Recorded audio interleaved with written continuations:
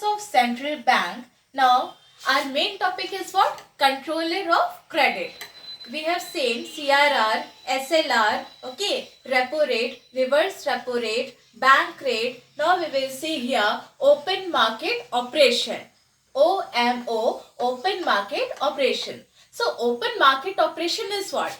It is buying and selling of eligible or government securities in the open market. It means what? एक ऐसा market जहाँ पे जो eligible securities हैं या जो गवर्नमेंट सिक्योरिटीज हैं उनको खरीदा और बेचा जा रहा है.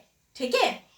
तो यहाँ पे जो देखा जाए कि एक्सेस डिमांड के केस में और डेफिसिट डिमांड के केस में how RBI will control this money supply in the market through OMO.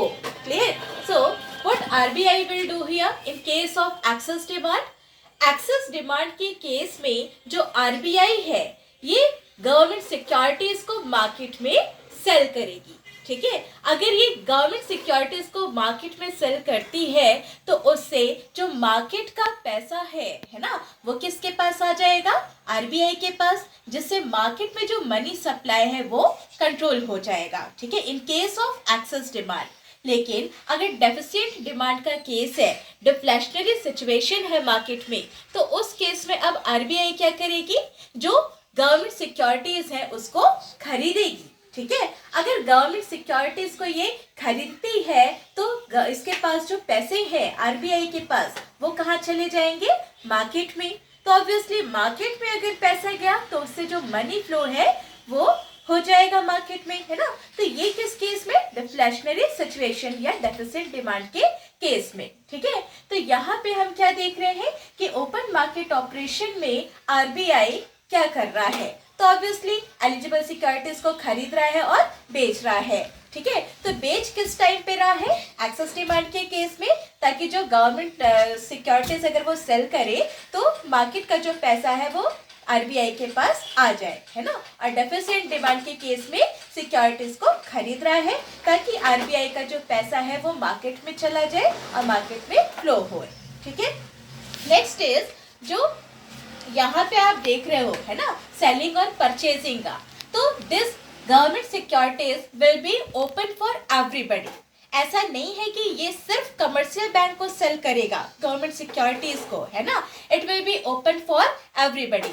जिनको भी सिक्योरिटीज लेनी है वो ले सकते हैं, लेकिन जो मेजर बायर्स होते हैं वो सिर्फ कमर्शियल बैंक होते हैं. ठीक है. Major buyers are only commercial banks. Okay.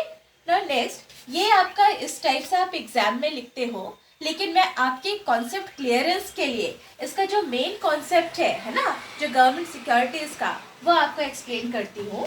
ठीक है. जैसे अगर बैंक है ना, बैंक को अगर मार्केट से पैसा लेना होता है तो बैंक क्या करता है? बैंक क्या करती है? एफडी, फिक्स डिपॉजिट इशू करती है ना. फॉर एग्जाम्पल ये बैंक है, ठीक है, और ये एक कस्टमर है ना. तो अब अगर बैंक को फिक्स डिपॉजिट इशू करना है तो मान लो बैंक ने 10 लाख रुपीस का इशू किया, कैचेस फिक्स डिपॉजिट, और इसके लिए बैंक ये बोल रही है, हम मान के चल रहे हैं ना, बैंक ये बोल रही है कि 1 साल के बाद ये जो 10 लाख है ये कस्टमर को 11 लाख मिल जाएंगे. अगर कस्टमर इसका एफडी लेती है तो कस्टमर को 1 साल के बाद ये 11 लाख मिल जाएंगे. ठीक है. तो इस टाइप से बैंक को अगर मार्केट में, है ना, मार्केट से पैसे लेने होते हैं तो वो क्या इशू करती है? फिक्स डिपॉजिट इशू करती है. नेक्स्ट इज, इसमें क्या होगा कि जब बैंक से ये इशू कर रहा है कस्टमर 10 लाख का फिक्स डिपॉजिट, तो इसके बदले जो बैंक है इसको क्या देती है? सिर्फ एक पेपर का टुकड़ा, जिसको हम रिसीट बोल रहे हैं. जो रिसीट है वो ये, उसमें लिखा होगा कि आफ्टर 1 ईयर, है ना, customer will get 11 lakh rupees. ये हम मान के चल रहे हैं. नेक्स्ट इज, अगर कंपनीज है ना, तो जो कंपनीज है इनको जब मार्केट से पैसे लेने होते हैं तो ये क्या इशू करते हैं? शेयर्स को, डिबेंचर्स को. ठीक है. तो ये सब कंपनीज इशू करते हैं. तो इसमें भी जैसे डिबेंचर है उसमें भी सेम प्रोसेस चलता है ना। कंपनी बोलती है कि आप हमारी कंपनी का डिबेंचर लीजिए, हम आपको इतने टाइम पीरियड के बाद इतना पैसा इंटरेस्ट के साथ वापस कर देंगे, ठीक है। तो ये किस केस में हो रहा है, कंपनीज के केस में, ठीक है। नेक्स्ट इज ऐसे ही अगर गवर्नमेंट का देखा जाए तो जो गवर्नमेंट है ना, अगर गवर्नमेंट को मार्केट से पैसे लेने होते हैं तो गवर्नमेंट क्या इशू कर रही है, गवर्नमेंट बॉन्ड्स इशू कर रही है, ठीक है। गवर्नमेंट बॉन्ड्स इशू कर रही है। अब जब ये बॉन्ड्स इशू कर रही है तो यहाँ पे एग्जाम्पल लेते हैं कि जो गवर्नमेंट है, ये मान लो कोई पर्सन है, ठीक है, ये पर्सन एक्ट है, एक्ट को गवर्नमेंट ने बॉन्ड इशू किया, कितना, मान लो 50 लाख का, ठीक है। इस 50 लाख के बदले गवर्नमेंट बोलती है कि आपका जो 50 लाख है ये 10 इयर्स के बाद में 1 करोड़ हो जाएगा। ये हम एग्जाम्पल ले रहे हैं, ठीक है, एज्यूम कर रहे हैं कि गवर्नमेंट पर्सन को बोल रही है कि आप अगर हमारा जो बॉन्ड है वो लेते हो तो 50 लाख के बॉन्ड के बदले ये 10 साल के बाद आपका 1 करोड़ हो जाएगा।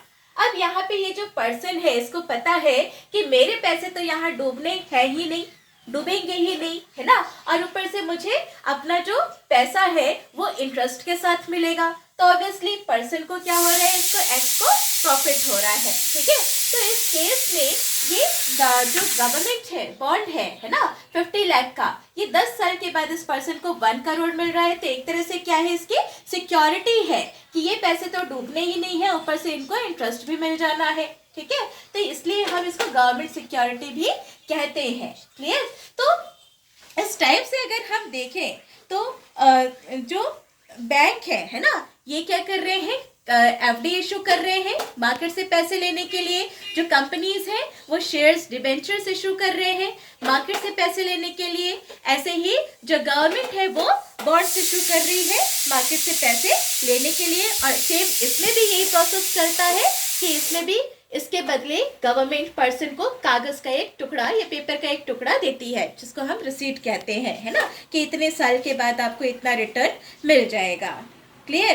तो इस टाइप से ये आपका प्रोसेस चलता है। एक तरह से ये क्या है, एक तरह से ये एक एग्रीमेंट होता है ना, जिसको हम गवर्नमेंट सिक्योरिटी कहते हैं। ओके, नेक्स्ट इज अलग अलग नाम होते हैं गवर्नमेंट सिक्योरिटीज़ के, बॉन्ड्स की, गवर्नमेंट सिक्योरिटीज़ के, जैसे ट्रेजरी बिल वगैरह, लेकिन मैं अभी बहुत ज़्यादा डिटेल में नहीं जा रही हूँ।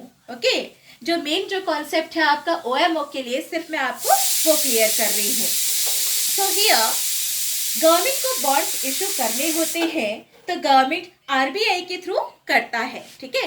गवर्नमेंट अगर ये बॉन्ड्स इशू कर रहा है तो किसके थ्रू कर रहा है, RBI के थ्रू करता है, क्योंकि जो गवर्नमेंट है ना, जो RBI है वो गवर्नमेंट का एजेंट होता है। ये हमने देखा है, ठीक है, कि RBI गवर्नमेंट का एजेंट होता है।